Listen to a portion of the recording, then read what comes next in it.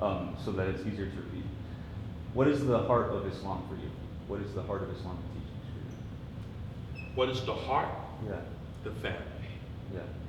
That is very important. Got to have that family structure. It is very, very important, especially in this day and time. The family must stay together. We got to get through COVID. We got to get through the financial problems that we're having that's going on right now. And it's very important that we stay close, that family base. Yeah. So we're nearing the end of our time, but one thing I'm still curious about is, I was wondering if you could describe the process by which your father found Islam. Because this seems to be a very important part of your story and the story of your family. But you came into it as a young child. I'm curious if you know anything about his own encounter.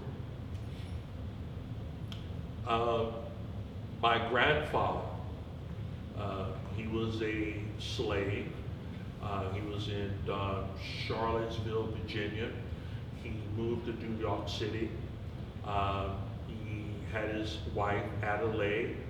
My grandfather heard al-Islam back in the day. It was during the movement with Marcus Garvey, Elijah Muhammad,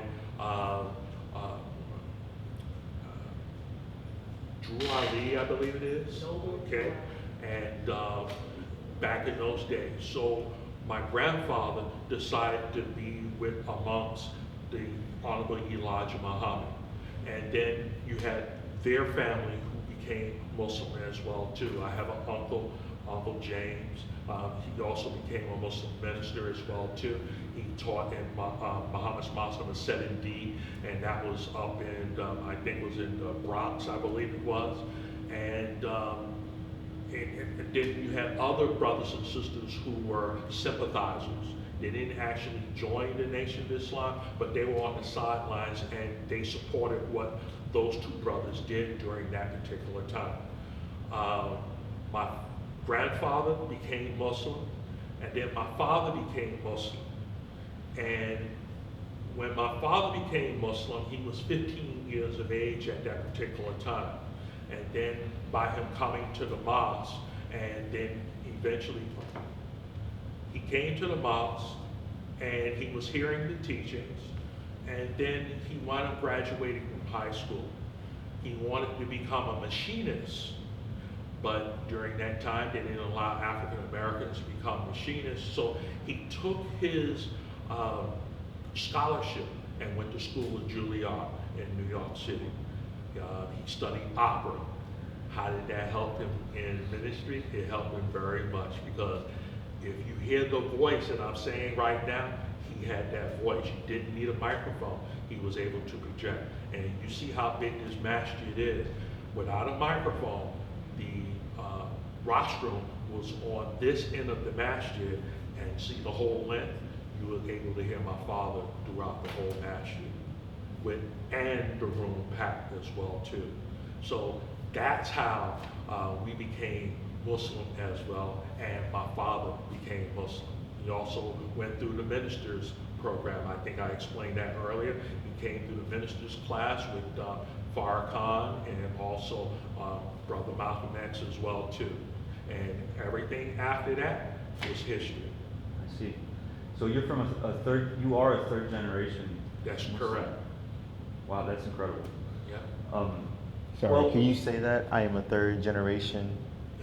The third generation. Yeah. Exactly. Third generation Muslim. I'm a third generation Muslim. Let's say it like an intro for like the interview. So be like, I am a third generation Muslim.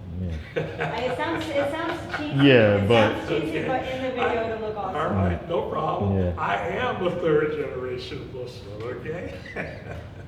And then let me also add, let me put also on the record as well too, not only just my grandfather on my father's side, we also got my grandmother, okay, on my mother's side. They were also Muslim as well too, okay? And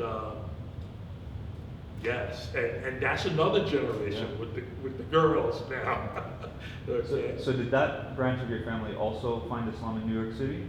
Yes. Okay. Yes. My mom told us a story one time. She said, Minister Malcolm, she said, I remember him when he used to have holes in his shoes and had to put cardboard in. And he used to stay at my mother's house. Wow. Okay? That's an amazing history your family has. Yes.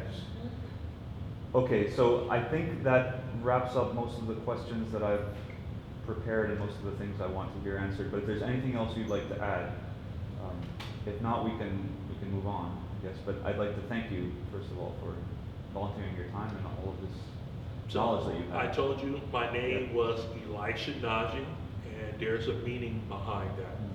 Okay? My first name was given to me by the Honorable Elijah Muhammad.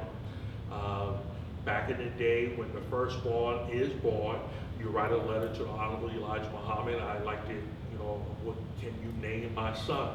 And I remember reading the letter. I wish I had it, but I remember reading the letter, and I named your son Elisha.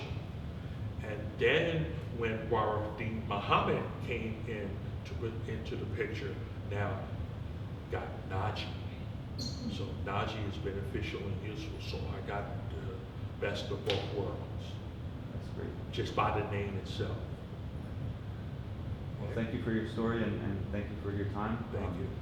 There's And so I much. appreciate it. It was a pleasure meeting you. And again, thank you for allowing us to come here and share something with you so that this can be documented for years to come, so that our children and the community can also see we were here, Yeah. okay? And Islam was here, all right? Great. Thank you so Thank much. you.